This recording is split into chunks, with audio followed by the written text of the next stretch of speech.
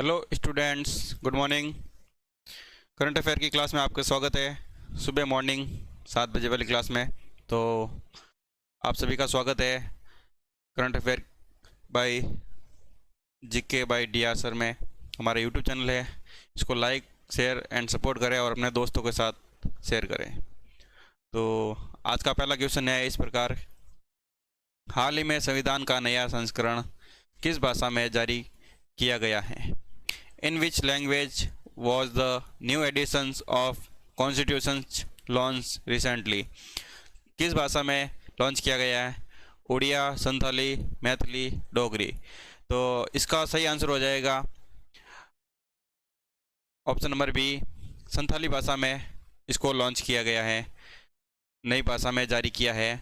द्रौपदी मुर्मू ने, राष्ट्रपति है अपनी द्रौपदी मुर्मू ने संविधान का नया संस्करण जारी किया है संथाली भाषा में।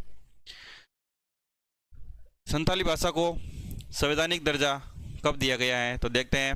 तो संथाली भाषा को संवैधानिक दर्जा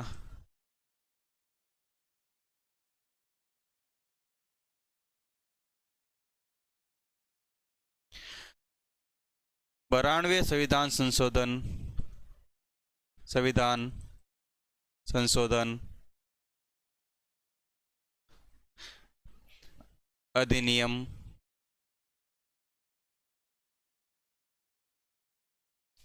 2003 के माध्यम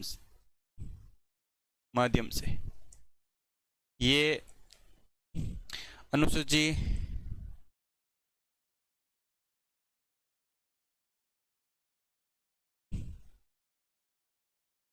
8 में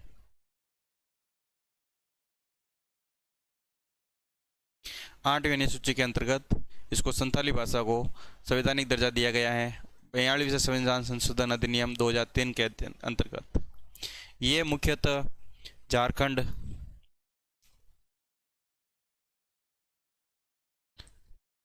वेस्ट बंगाल और उड़ीसा राज्य में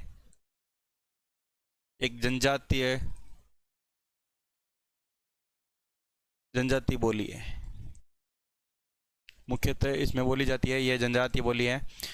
द्रौपदी मुर्मू ने नया संस्करण जारी किया है संथाली भाषा में। अगला क्वेश्चन है, सरदार उधम सिंह की 106वीं जयंती कब मनाई गई है?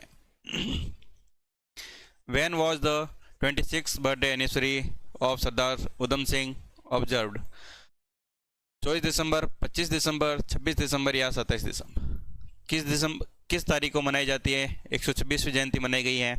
तो इसका सही आंसर हो जाएगा 26 दिसंबर को इसकी 126वीं जयंती मनाई गई है। इसका जन्म हुआ था 26 दिसंबर 1899 में। कहाँ हुआ था? पंजाब में।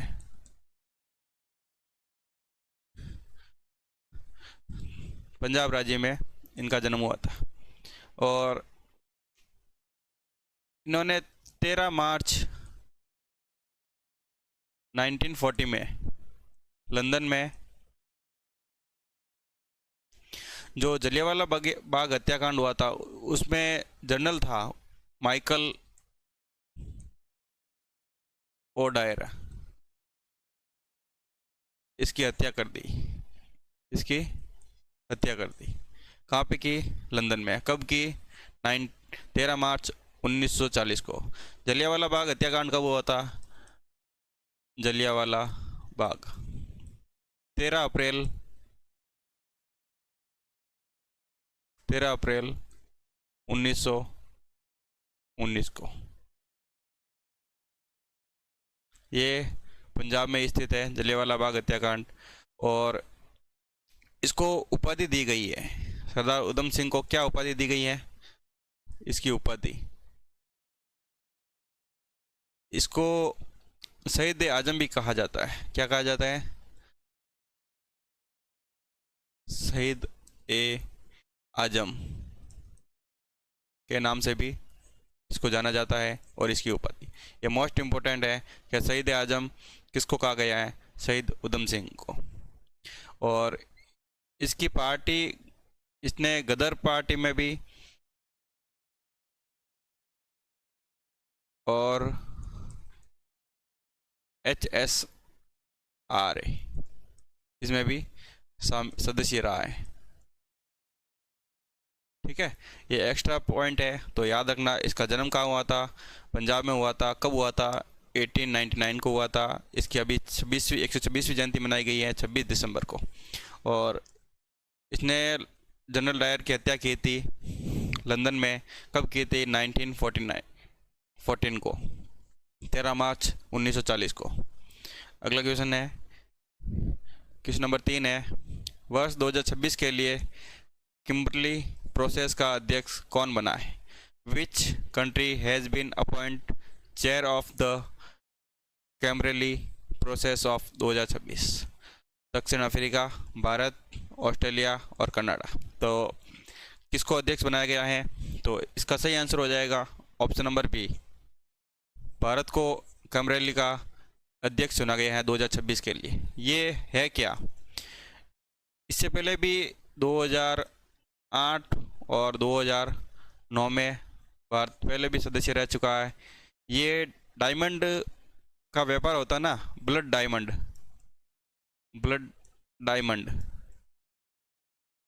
को अवैध व्यापार रोकना, अवैध तरीके से व्यापार किया जा रहा है, उसको रोकने के लिए ये कमेटी बनाई गई है, प्रोसेस किया जा रहा है किम्बरली प्रोसेस। तो इसका अध्यक्ष किसे बनाया गया है 2026 का?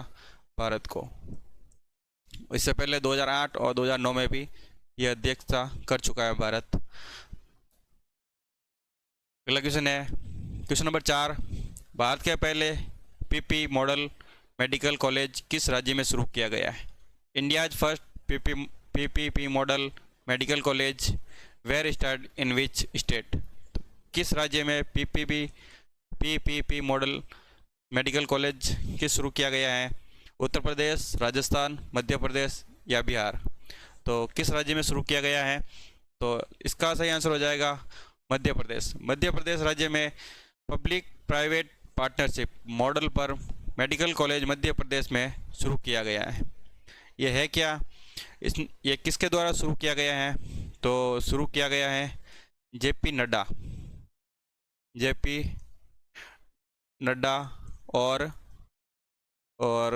एमपी के सीएम मोहन यादव, डॉक्टर मोहन यादव के द्वारा यह शुरू किया गया है। ये एमपी के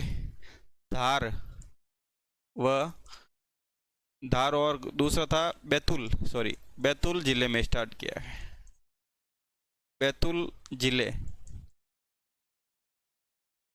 बैतूल जिलों में इसकी नींव रखी गई है, ठीक है। तो याद रखना पीपीपी मॉडल सबसे इम्पोर्टेंट है कि प्राइवेट पब्लिक पार्टनरशिप मॉडल पर मेडिकल कॉलेज कहाँ शुरू किया गया है? तो एमपी में शुरू किया गया। और किसके द्वारा शुरू किया गया है? जेपी नड्डा और सीएम मोहन यादव के द्वारा। कहाँ किया गया है? धारवाल और बैतूल जिलों में, एमपी के, ठीक है। अगला क्वेश्चन है क्वेश्चन नंबर 5, मोदी युग में भारत का आर्थिक सशक्तिकरण पुस्तक किसने लिखी है? सशक्तिकरण पुस्तक किसने लिखी है? मोदी युग में भारत का आर्थिक सशक्तिकरण, राम माधवन, डॉक्टर सिकंदर कुमार, अभिकांत कांत या नितिन गडकरी? तो इसका आंसर हो जाएगा option number B, doctor Sikandar Kumar के द्वारा यह पुस्तक लिखी गई है। मोदी युग में भारत का आर्थिक सशक्तिकरण डॉक्टर सिकंदर कुमार के द्वारा लिखी गई है। अगला क्वेश्चन नंबर 6, पापा पगली परियोजना किस राज्य में शुरू की गई है? द पापा पगली project was launch which in state? Rajasthan, Gujarat, Maharashtra या उड़ीसा? तो किस राज्य में शुरू की गई है पापा पगली योजना और ये किससे संबंधित है तो देखते हैं। ये गुजरात राज्य में स्टार्ट की गई हैं पापा पगली योजना, और ये गुजरात के दाहोद में, एक दाहोद जिला है गुजरात का, उसमें स्टार्ट की गई हैं। ये परियोजना यूनिसेफ और गुजरात में शुरू की गई, यूनिसेफ के समर्थन मिला है और गुजरात में शुरू की गई हैं यूनिसेफ के द्वारा। इसका उद्देश्य क्या रहता है, ये किस लिए शुरू की गई है? इसका मुख्य उद्देश्य है कि आंगनवाड़ी केंद्र होते हैं ना, आंगनवाड़ी केंद्रों में 3 से लेकर 6 वर्ष तक आयु के बच्चों के लिए pre school education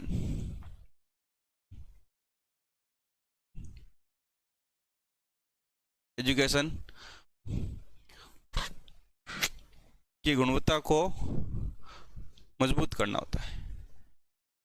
pre school education की गुणवत्ता को मजबूत करने के लिए ये गुजरात राज्य में शुरू की गई है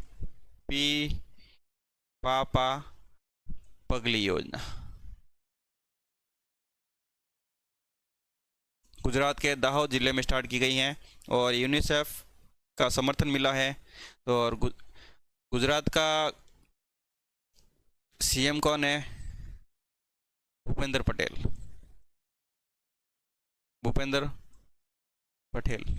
और गवर्नर कौन है? सीएम आचार्य देवव्रत। ये इम्पोर्टेंट है कि सीएम और गवर्नर भी हम साथ साथ कवर करेंगे। तो यूनिसेफ के समर्थन से पापा पगली योजना गुजरात में शुरू की गई है। ठीक है, अगला क्वेश्चन है क्वेश्चन नंबर 7। सुबनसिरी लोअर जल विद्युत परियोजना किन 2 राज्यों के बीच स्थित है? Subansiri lower hydro power project is located between which 2 state?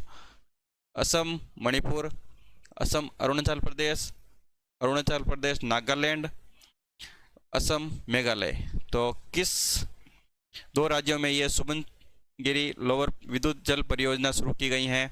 तो इसका आंसर हो जाएगा असम और अरुणाचल प्रदेश में ये शुरू की है। ये भारत की सबसे बड़ी जल विद्युत परियोजना है। ये इम्पोर्टेंट है सबसे, ये अभी बनी है 2026 में और ये 2000 मेगावाट इसकी विद्युत क्षमता है। और ये सुबनगिरी नदी पर बनाई गई है। किस नदी पर बनाई गई है? सुबनगिरी। और ये नदी है ब्रह्मपुत्र की सहायक नदी, ब्रह्मपुत्र नदी की सहायक नदी थी।